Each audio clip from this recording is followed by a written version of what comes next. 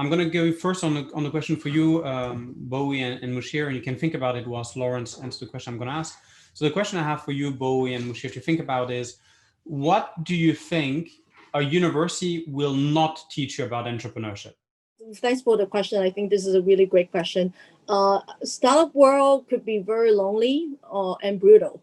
So I think if I would suggest a school to perhaps create a couple of courses or program to address, one thing is to, you got to have the right mindset to face the failure and rejection. So you got to, train yourself to have a mature mindset and be positive. It's always good to face, I guess, rejection, and how you're going to learn from it, how you're going to turn, we always have a phase, turn some shit into fertilizer. So how you're going to, when you're facing a very difficult situation, how you're going to turn yourself and look at the bright side, how you can, face it. And second of all, I think would be some people skills.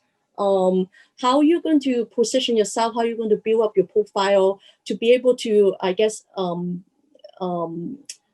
effectively position yourself, to be able to, I guess, when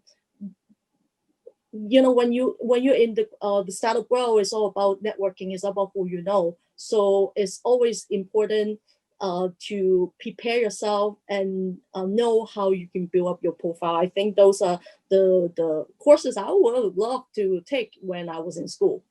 Right. I think Bowie touched upon that, but I think that's the key element.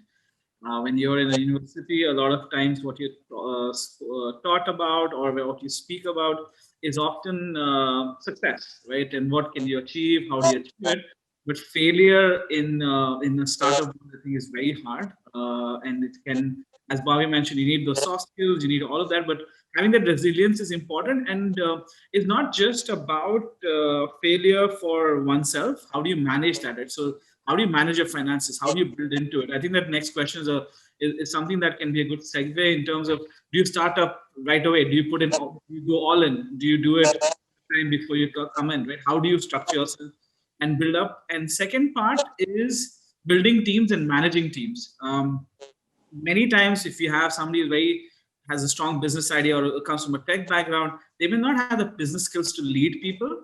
And unlike when you have been in a professional life where you have largely structured ways of dealing with people and team structures in corporates, in startups you don't have that. Now we say that it's exciting for a student or people who are in startup. You can do multitask, you get to do multiple roles.